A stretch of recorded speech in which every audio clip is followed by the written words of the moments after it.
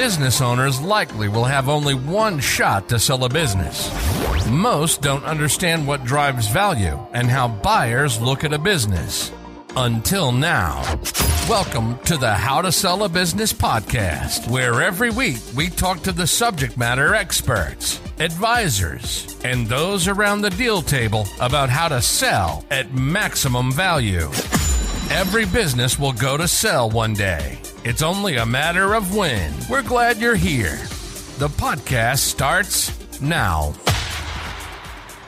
Welcome to another episode of How to Sell Your Business podcast.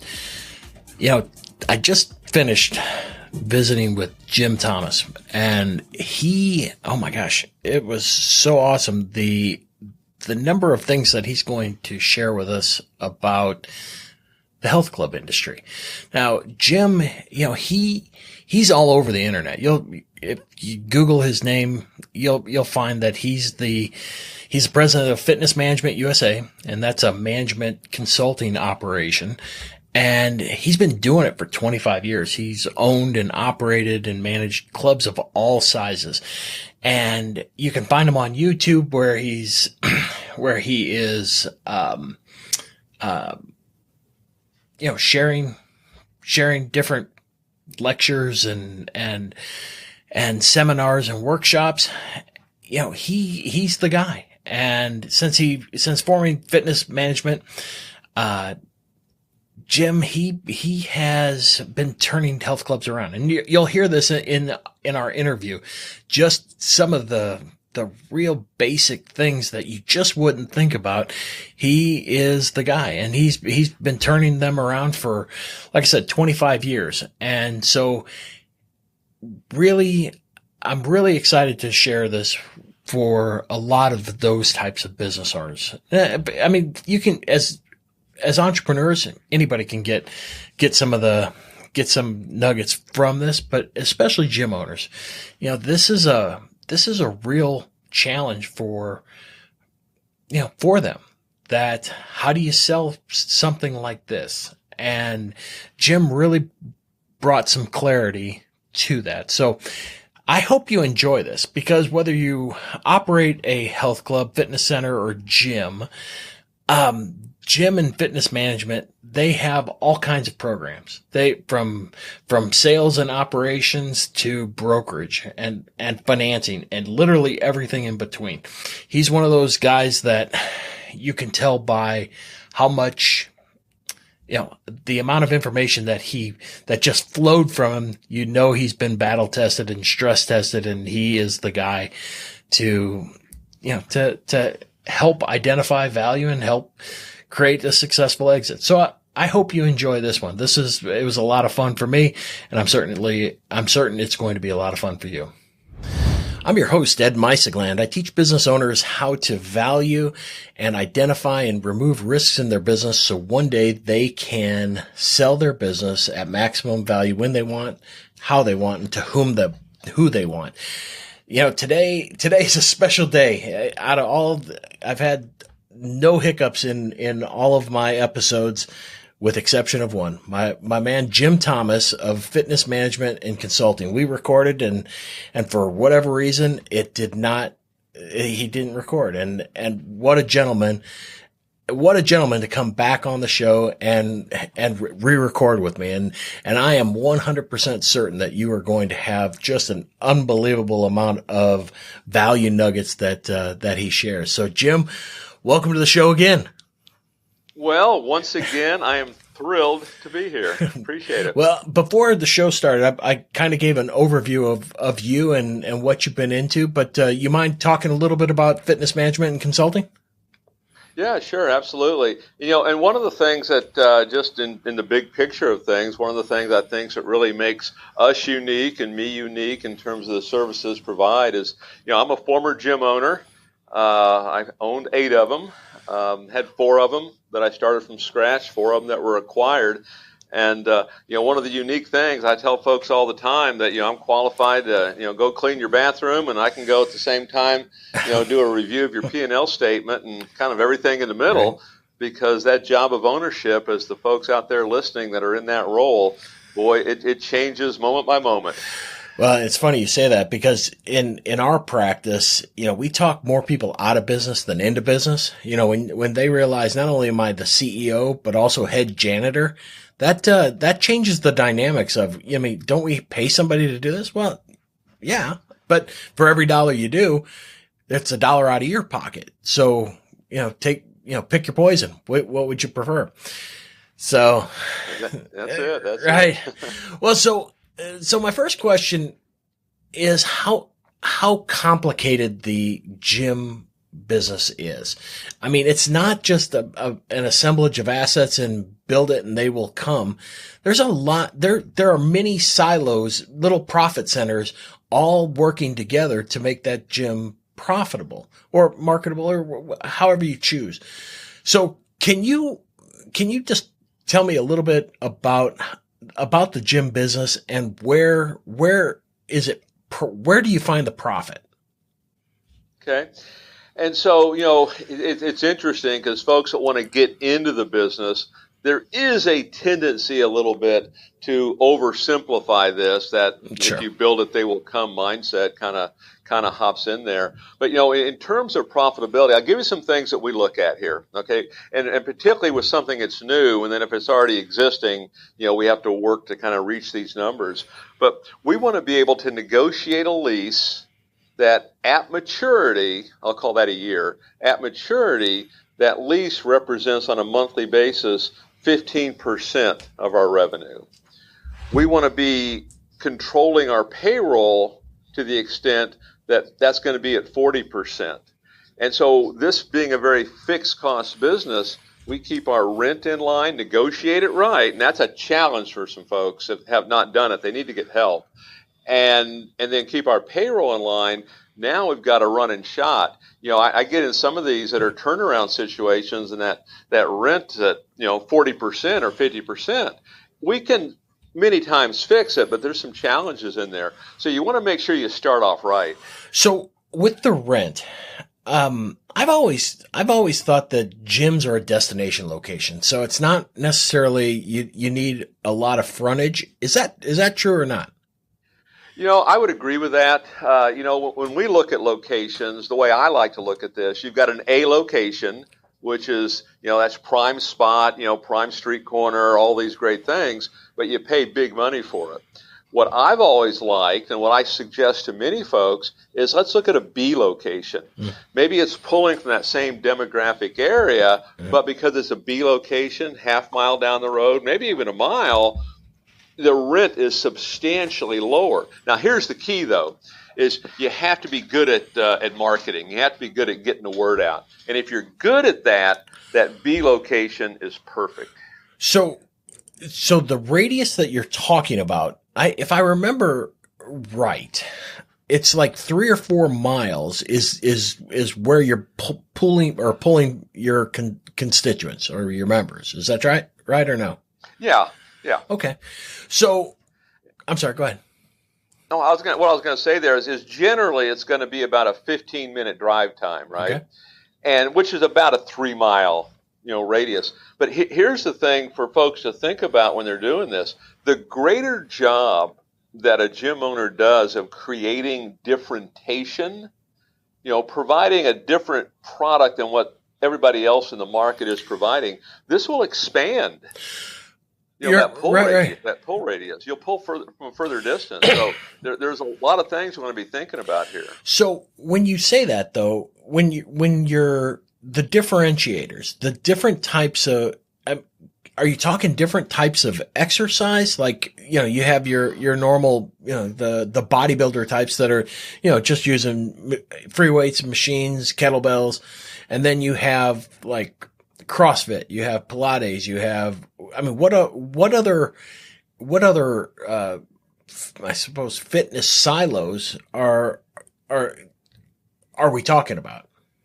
Yeah. When you start looking at differentiation, I can use some things you see out there right now, without kind of naming names necessarily. There's products out there that'll charge $10 a month, and you mention their name and everybody knows it's $10 a month. I get it. And that's a massive differentiation. I get it. Compared to most folks. You got others, maybe they're running a women's only operation. That is a significant differentiation because there's a lot of women that don't want to be in that co-ed environment or won't even go in. Sure.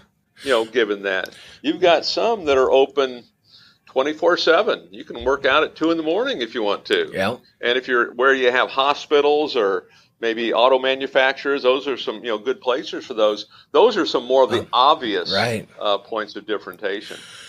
So I know one of the challenges that gym owners face is trying to create a community within the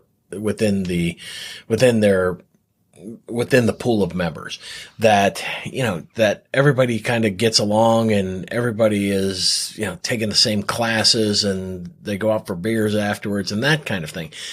How does an independent create that? I mean, I know CrossFit kind of has that vibe where you see the same people over and over again and we're all in this together. But how do you make that, inviting atmosphere? Because that makes a sticky client, Absolutely. It's a fabulous question, maybe the question of the day, because it gets back to, attrition and, how do you retain your customers?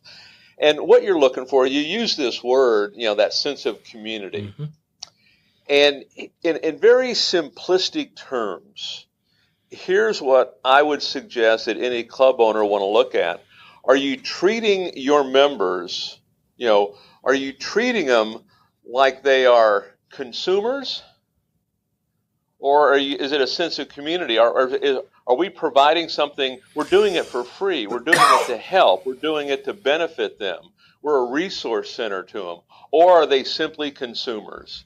Because the big mistake that I see is we say we want a sense of community where we're going to provide all this, but the reality is we're really looking at them like they're consumers. Now, that's not to say we're not going to sell them something. Sure. We're going to have all that available, but there's a big mindset shift right there in terms of how you view your customer. Well, right. And one of the nuggets that you shared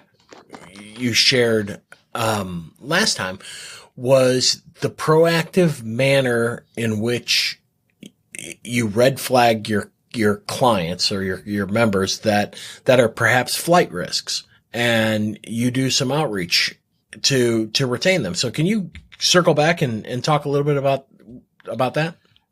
Yeah. So in terms of retention and keeping our members, when a customer comes in, and I get asked this question a lot, hey, Jim, what should you say when somebody wants to cancel? Well, let's try to not be in that situation, first of all. Right. And so what we suggest that any club does is every day when you come in, you want to pull a member usage report. And depending on where you're at, every club's a little bit different, but let's just say we're going to identify being an inactive member as coming in 4 times or less the previous 30 days. Okay. And so every day I'm pulling a member usage report of folks that have been in 4 times or less. And I'm going to start making phone calls. And this is a brand new kind of CRM category. Sure. I'm going to call, and I'm calling with the idea to nurture, to help maintain interest, maintain desire, be a resource center, be a servant. Because the data tells us every interaction we have with that inactive member, they're now 20% more likely, to come back in. And it's highly effective if we'll do it. Yeah, I was going to say, I'll bet it is. Because if I got a call from my gym saying, "Hey, we haven't seen you in a while. You may want to think about getting your butt back to the gym." That would be an interesting. That's certainly a differentiator. In all my years, I have not known any gym owner to have that type of outreach. That's not a regular thing, right? So many folks don't do it. And I would say, the lion's share of the folks that I talk to, me coming in, are not doing it. And it's one of the things that we encourage because, all the time and effort and money that goes to acquire a new customer, to not have a similar system on the back end to save that customer, is kind of crazy, because ultimately what you're trying to create is this member experience that, keeps them wanting to stick around. Well, you made mention of something I wanted to ask is the customer acquisition cost. I mean, and I know it probably varies between markets, but I mean, what should it cost for you to acquire a customer? It could be expensive if you're not careful. And Sure. here's what happens. Okay. Is most gyms, what they will do, they'll set up like Google AdWords, and maybe it's a $300 budget. Okay. And now one of the problems you have sometimes is we're not tracking that, so we don't know, right? Yeah. And then we'll do some kind of a digital marketing program. And these digital campaigns, not including the actual advertising, I mean, they could cost you $1,000, $1,500 a month, and maybe you get 50 good leads, and maybe 25 of those you get to talk to, and maybe you sign up 12. So it can get expensive if that's all you're doing. But see, that's where really you have to understand all the moving parts here, because there's a lot of things that are going to cost you little or nothing. Member referral programs, former member programs, that I call alumni. And I give you an interesting stat, Ed. There's currently more former members in the U.S. than there are current members. Really? And that's not really pandemic related. Sure. It was that way before the pandemic. There's just that much of a churn. But the beauty of it is most folks will look at them and kind of ignore it. But that former member is like your number 2 source of new members behind referrals. I had no idea. And so you want to have both of this. You want to have this, what I call that boots on the ground, that guerrilla marketing, and then you want to have your paid marketing. You want to get that acquisition cost down. Well, I'll tell you, if a gym owner can calculate and identify where their customers are coming from and how much it costs to acquire them, I can tell you they're miles ahead of the next guy, because they'll survive. You know what happens on that a little bit is, on some of this, because we don't understand the sales process, there's a tendency to charge very little to get started. And maybe it's just month to month where it's easy to kind of leave. And you could literally have situations, if you're not careful, if you're not monitoring this on all ends and how you're doing it, is you actually don't make money until month number 4 in some cases. And that hurt. I got involved with the club one time. They were losing maybe $20,000 a month, and they were doing big enrollments, and they could not understand it. I went in and did the math on it. Turns out they were losing money up front every time they signed somebody up. Really? And we had to cut out certain things they were doing. Their dollar volume dropped, but their profit margin went up. And that's funny.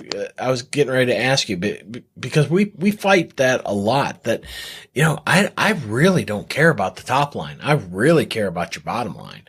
So however you make your machine profitable, I mean, and if it's repeatable, pal, you've got a sellable business all day long. Yes, absolutely. So who are the typical buyers buying gyms these days? We did one recently. It was a gentleman who was living in the Midwest. I think he was an insurance agent, and he was freezing cold up there, and he bought a gym down in Florida. Well, so it's a lifestyle business. I mean, we view it as, you have financial buyers that are basically replacing the ownership, and they're going to sleep, eat, and breathe it as, a lifestyle. And then you start moving into people that are looking at this as more of an investment. So in your practice, I mean, what are you seeing more of? The guys that are looking to buy it as an investment and have somebody run it, or somebody that's kind of changing gears and moving more into a lifestyle?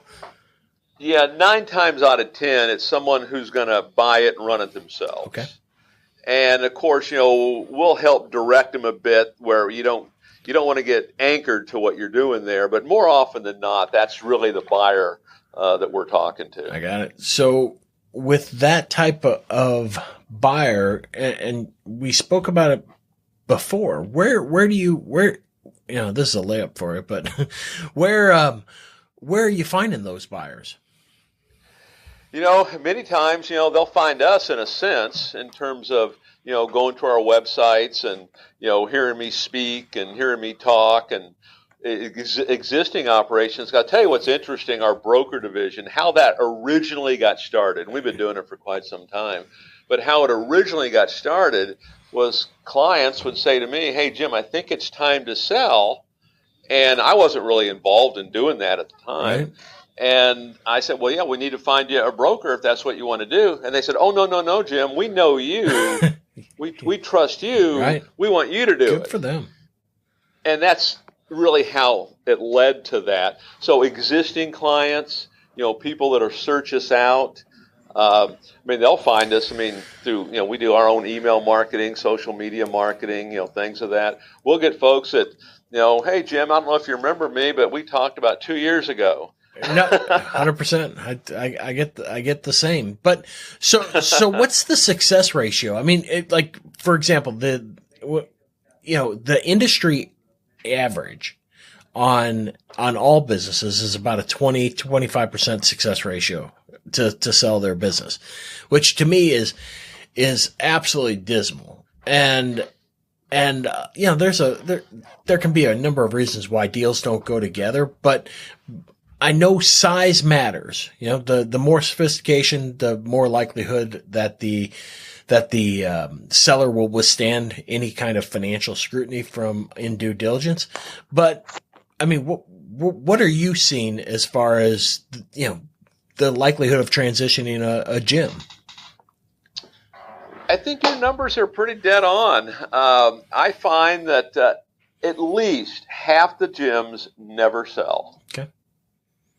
They don't even get off the launching pad. And in large part, it's because they're overpriced. The owner has not valued it properly. They put value into blood, sweat, and tears, and they can't come to the grasp of the reality. It's about cash flow. Yeah. So, boy, that, and again, it's across all industries. Valuation is always the challenge. I've been called the grim reaper of business valuation, and I get it. You don't want to hear that perhaps what you've worked and sacrificed for is not as appealing as you might think to a third party. Right. So how are you coaching them to make more of a saleable business? Well, there's a few things, and actually, we actually just took on a recent client like this. They were looking to sell. They wanted to kind of get out, but we didn't even really do a valuation. We could look at the numbers pretty quick, and we could pretty well tell them this was not going to be a successful Sure. attempt at doing this. It was pretty significant. And we had a few conversations, and so what are we in the process of doing? We're in the process of growing the sales. We're in the process of growing the revenue. We're in the process of training the staff. We're in the process of, it depends on where you're at financially, but we want to keep the gym looking as new today as the day that it opened. And so if you're short on funds, maybe we'll put out some new carpet, we'll paint some walls, we'll do some different things. But we're trying to bring this thing back up, because if your sales are trending up, right? And you've got good staff in place, I kind of jokingly tell folks, this is how you sell your business for more than it's worth, because right. You're trending up and there's opportunity here. You couldn't even give the darn thing away if it's losing money. So a lot of challenges that the business owner faces when you bring in, like, hey, if you have the runway and you're willing to, give me a year, 2 years or whatever, I'm telling you, you can make another turn on your multiple. So I guess my question is, how, when someone hires you, and I know it depends on the scope of what you're doing, but how quickly can you start seeing return on that investment? Because I know that's probably real hard for, especially gyms that are struggling. You know, it's hard to take that, you know, what they are making and plow it back into consulting. You know what I mean? Yeah, and I get it's an interesting question because it's not as difficult as you might think to start seeing results quickly. Okay. And there's a couple reasons for it. Number one is a lot of these folks, when the business is trending down, they're not maybe doing everything they should or could be doing, right, to make it work. Mm-hmm. And one of the common things that I'll do in nearly every situation is we'll do an analysis of the existing assets. Okay. The website, how you answer the phone, your sales process, your referral process. These are things they're already spending money on. So we're not spending more money. We're just doing a better job with what they already have. I mean, something as simple as putting Facebook Messenger on their website. Yeah.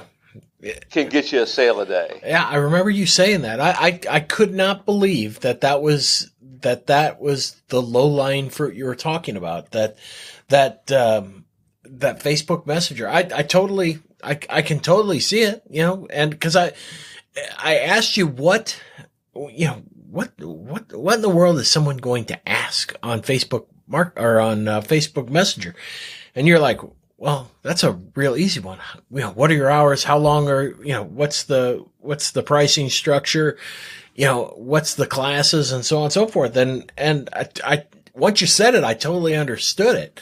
But I'm with you. I think you're right that there is a lot of opportunity with little to no expense outside of the consulting cost, because you're not adding layers, you're just fixing what's broke. That's it. And there's one simple secret to it. For these folks that we talk to, they have to be ready to make a change. Yeah, that's always the hard. That's the one simple. Yeah. That's the one simple key to it. If that's in place, really sky's the limit, and you can almost start having some results day one. Believe it or not, just because it's simplistic kind of things like getting a referral, or heck, maybe putting out a press release, right? You know, right. Does the media even know you're there? And none of these things cost anything. No, that's right. That's a I don't want to say a funny one, but that's interesting that you had, you know, that it can go that quick if you have, you know, I don't want to say if you just believe, but if you know, if you're willing to buy in or give it 30, 60 days, you know, you can recoup that cost associated with, you know, the consulting. I get it. I meant to, I don't think I asked you last time, but what's easier to run and operate, a co-ed gym or an all-women gym? Oh, you know, from a process standpoint and everything you look at, they're identical. I think the key is that, you know, where's your passion? I've owned both of them, actually. Yeah. I've owned women-owned. That's why I'm asking. Facilities, and I've had co-ed facilities. I found them no different. Now, I will say this, in the co-ed facility, your cost is a little higher because your equipment cost is higher, because you're having to buy heavier equipment because the guys are lifting some real heavy stuff. Okay. Whereas the women aren't really lifting at that level of weight training and things like that. But to me, they're identical. I think it's where your passion is and what you like. I'm personally a fan of the women's only business. I'm a little surprised you don't see more of it out there. I think it really would open up a marketplace to a lot of folks that are not currently attending facilities. Well, I think, and I don't know if it was in your neck of the woods, but we had curves.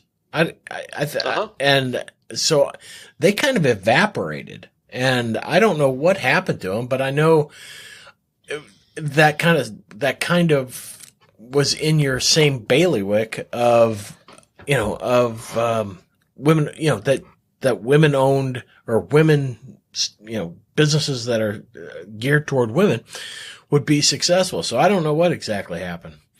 You know, it's interesting on those guys, and I was never really involved with them, and they were just, you know, south of where I'm at here a little bit. But in large part, a lot of that growth on that type of operation, it came in these communities that were maybe under 200,000 people, where it was easy to get a low rent. It was easy to advertise, easy to market. Okay. And a lot of those places, 100 members, maybe 200 members, and it worked. And as they started hitting, okay, we're kind of full, we need to expand. And now all of a sudden we're going to go into Los Angeles and Dallas and Atlanta. The rents were much higher. I got it. You had much more competition, and it didn't lend itself to who their customer was, that franchisor. I get it. That wasn't who it was.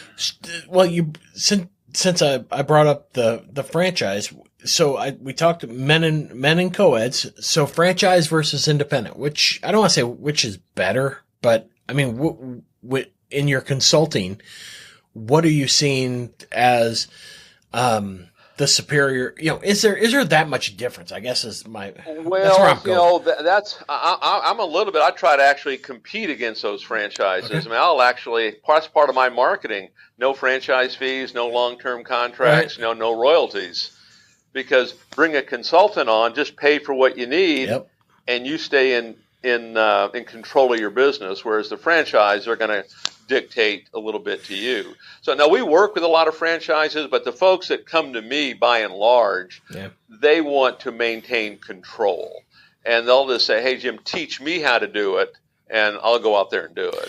But they're all good. Yeah. I mean, for a folks, and one of the things, if you're doing something really big, the franchises are nice because SBA likes those kind of things. Sure. Because they've got that kind of seal of approval that's a proven system on it. Yeah. Well, but again, it's back to the system. You know what I mean? That, all right, I don't mean to not imply, I don't mean to imply that it's not complex, but after you get the system, what's left other than just add gas or revenue?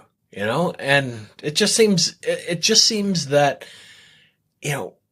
I don't want to say I don't see the value. I just don't see the long-term value. Yeah, I mean, it's like anything that you're doing, everything has to evolve. Right. I mean, everything is going to change. I mean, you can look at when I was building them to what they are now. Heck, I can look at my consulting business and what it is today and what it was 10 years ago. I mean, it's night and day difference. Yeah. The business has to evolve. But, it can't just be, membership revenue, whatever those other ancillary sources are going to be, personal training, supplementation, retail, your whole online component. There's really no shortage of growth. Right. And, just kind of, business 101, the three things you look at is we have to acquire more members, more clients, right? Make more sales. Yep. We have to get more money per customer, and we have to get them to buy more often.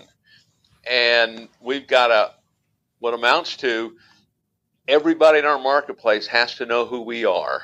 Okay. And if we don't do that, we're going to struggle. But when everyone knows who we are, what a great competitive advantage. Sure. And now you're dominating, and that's what you're trying to do. You're not trying to compete. Yeah. It's funny you said. So my wife was talking about, what appeals to her at a gym. And the funny thing is that her and, her little group, it's about the cleanliness of the facility, not necessarily, the hours. I mean, it's nice that they have equipment and this, that, and the other, but it's like the cleanliness, is this a dump to go to the go into the bathrooms, which to me is another, I don't want to say low lying fruit, but if you look at, the funny thing is if you look at Google reviews or, some of the other review sites, one of the primary complaints you see has to do with cleanliness and hygiene and things like that. So I think that's another area to consider, low lying fruit. You know what I mean? It's interesting that when we're opening new facilities, probably 80% of your finish out dollars to finish that new facility, 80% of it is going to go into your front desk reception area and into your locker rooms. Wow. Yeah. And from a selling perspective, we want that front desk to have that wow factor when they walk in, because that's what's going to grab them. But to your point on cleanliness, that locker room It needs to be pristine. Yeah. It needs to be as clean as what you have at home, because that locker room, from a cleanliness standpoint, is one of the number one things that's going to affect your member attrition. Yeah. And I mean, it totally makes sense. I just never really, you pay attention when it's not clean, and you don't give any thought to it when it's, when it is. And, Right. And yeah, so, all right. Well, switching gears to, we've got some, businesses that just aren't going to make it. And, so some of it's self-inflicted, some of it's competition. So how does a business owner wind down the business and make as much as they can on the way out, knowing that, perhaps there's a personal guarantee on that lease. Perhaps there's some leases on the equipment, but how can I don't want to eat cheese, but I want out of the trap. How do I do that? What we've used these strategies, we used them heavily during the pandemic for existing operators. Okay. And I want to answer this a couple different ways, because the rub there a little bit is that personal guarantee on that lease. Now, some of this will depend on that relationship you have with the landlord. Whether you filed bankruptcy or not. There's some things in there that can have some effect on that. But with that said, we've had a lot of situations where we've helped club owners unwind. They're getting out of the lease, and they're simply, hey, I'm just going to go ahead and shut it down. Well, here's the reality. Number one, they can and should sell that member base to a local club. Okay. And it's really a simple process. It's a three-way agreement between the two owners and whoever the building company is. It's a pretty simple process. And for the club that's acquiring it, it can be done for no money out of pocket. And so you want to sell that. But there's other assets that you have. You might have some equipment if it's not on a lease. You might have some equipment. Mm-hmm. But what you have also, you've got website URLs that likely have some SEO attached to them. Someone's following that. Yep. Point those to yours. One of the great ones that I've always loved is, hey, we want the phone number. We're going to point that phone number over to our place. We want member lists, renewal lists, guest lists, former member list. We want all that. We want social media. We want your YouTube channel. There's value in all of this. And there's so much of a tendency, because they don't know how to do it, just to walk away from all that. So how do I? Yeah, so I'm the business owner. I'm like, all right, I follow all that. These are a great list. But how do I value that? I mean, what is, and I'm not a fan of rules of thumb at all. But I'm putting myself in the shoes of the business owner, and I'm like, all right, Jim, that's great, but what's my website worth? What's that URL? Okay. Yeah, and usually URLs, phone numbers, member lists, that's going to push the multiple up or down. Okay. And so let's just say, for example, let me grab a calculator here, and let's just say I've got a facility and I've got $20,000 a month coming in recurring fees. Generally speaking, I'm going to just take that times 3. And that's the value of that, $60,000. Okay. And how you allocate it? Okay. I'm sorry. And then we'll work the deal right now. However, I did it on a multiple of 3. But you know what? If I've got a good URL, if I can get their phone number, if there's some good reviews out there that I can grab on Google My Business, or I can grab member list, maybe I take that multiple to 4. Okay. Maybe I take it to 5. Maybe there's some good personnel that might come along with it. Maybe there's personal training that might come along with it. Okay. This will all do that, but I would start it at 3. I got 3. So, and then kind of go up or down depending on circumstances. All right. So that addresses the goodwill and the intangible assets, or does that include the equipment that's in the facility? Yeah, that would generally include everything. Okay. At least that's where we would start. For the most part, used fitness equipment does not have significant value. Yeah, that's where I was going with it, because I'm certain some of the people are like, yeah, I don't want your, I don't need another Smith machine in the facility. So let's just, but I am interested in your customers and guest lists and things, the intangibles. So, okay. So that 3 multiple really could be the, just for the intangible assets. And then if you're picking up equipment, can go up higher. But at the same time, I think I'm putting words in your mouth, and let me back that up a little bit, because you said the 3 typically includes equipment, and I get it. And so I'm sorry about that. I didn't mean to kind of go down. It can vary. It's really, over the years, I don't know if any one deal's ever been the same, right? Yep. They're all a little bit different. So just depends on circumstances. And there's some folks that they just can't wait to cut the deal so they can get the heck out of the room. Right. And there's others that, no, we need to figure this out. I get you. So one of the things that struck me in one of our original conversations was that you were doing deals, financing and sourcing. So that's a different animal.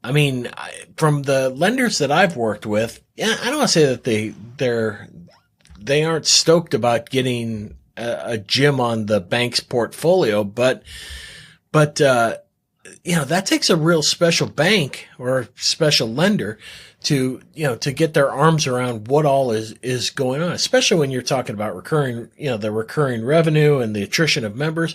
There's some risk to the bank. So can you talk a little bit about that financing and structuring, and how are you doing it? Yeah, let me give you the 2 ways that we do it. And we look at it from a new gym startup, okay, and then from an existing operation. And so from a new gym startup, it's simply, personal financing, as long as they have a credit score of 680 or better in all 3 bureaus. Okay. And as long as they have a minimum income of $50,000 per year, and there's going to be some other underlying things, but those are the key criteria, they can get funding for up to $400,000 to start a new business.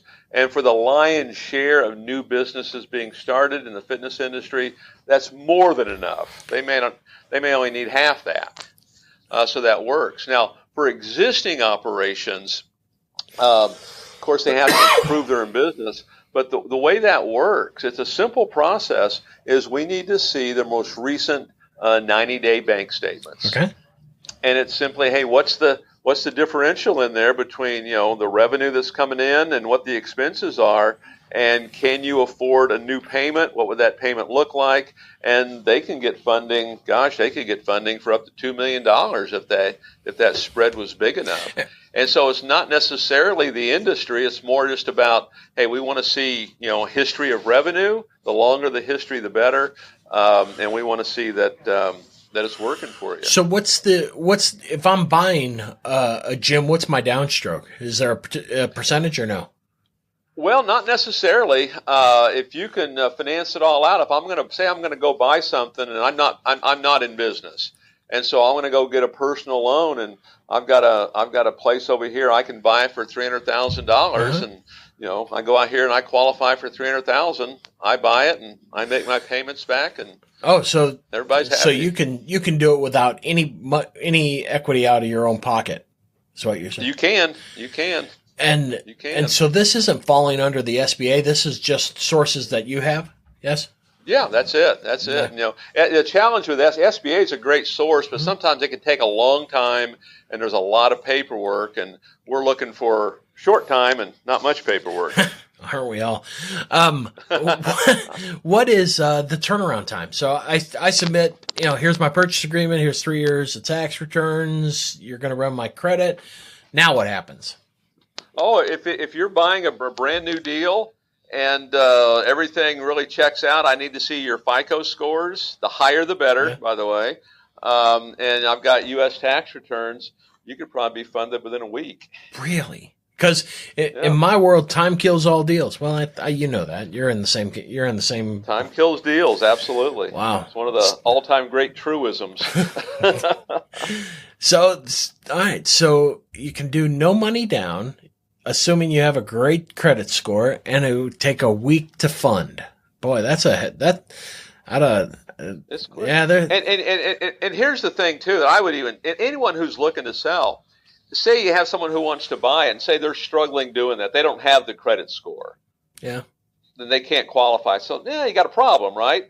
But, for a forward-thinking seller, maybe do some kind of a down payment, do some owner financing, and then maybe a balloon in 6 months, give that buyer a chance to get his credit score up and come back in here and take you out. Oh, that's a good idea. So what I heard you say is, go ahead and do the deal, have a structure. So basically you're talking about refinancing them out for doing the deal. I guess if I'm a seller though, I'm sitting there going, boy,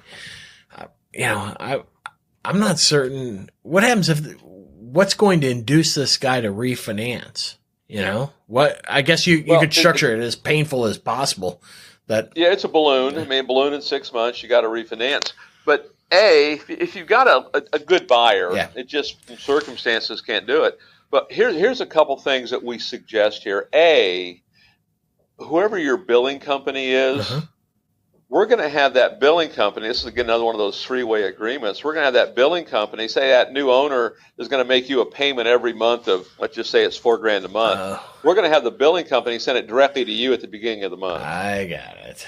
We're not going to have it pass through the new buyer. It's going to go straight to you. So you make sure that you get it. Nice. Plus, we want to see that new owner's P&L statements every single month until they refinance this and take me out. Nice. Yeah, and so we're going to stay on it, because if I did have to take it over, which hopefully that doesn't happen, at least we know where we're at, and we can go in there and put our foot on the accelerator and make this thing work. So do you, are you doing a lot of deals as far as the financing side? Oh, gosh. Well, with financing deals, it's a regular thing. I was going to say, boy, that sounds like – it's regular. That sounds like – and anybody can use you, or do you have to be a consulting client? No, anybody, as long as it's U.S., they have to have U.S. credit scores and U.S. tax returns. I get it. That's the thing. And, just to tease a little bit, we got some more stuff coming up. So maybe if you and I talk down the road, we got even some bigger news coming up on some of this financing. Awesome. Well, I'll tell you what, some of the alternative financing sources are going to make a small fortune with, especially if the economy turns on us, that. You bet. And I tell you, one of the challenges, it's interesting when I talk to people about this, because most of them, they've been looking around trying to do things, and they just can't understand it, can't figure it out.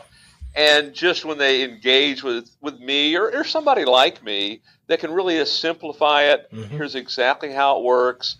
They can get that, that trust in there, and it can happen so quick and so easily for folks. And they don't have to, really be fretting over it. Yeah. Well, I look forward to seeing what else is up your sleeve, because you've been a leader in this industry for so many years, and if you do any kind of research, your name just keeps on coming up. So I look forward to it. You bet. All right, so I've not only have I made you record twice, I'm going to ask you the same question that we concluded with the last time and see if it changed. So I conclude every interview with, what's the one piece of advice that you could give listeners that would have the most immediate impact on their business? What would it be? The number one problem that I see in the fitness industry is a failure to properly understand and implement sales and marketing. Okay. And nothing else is even close. Coming up right behind us, that issue of retention, but we can't retain them if we don't get them. Right on. So sales and marketing is the biggest problem across the board. Okay. So what is the best way people can find you? I mean, it's a fairly easy, I can tell you, as a guy that found you, I can assure you it is pretty easy to find you. You're at the top of pretty much all the searches.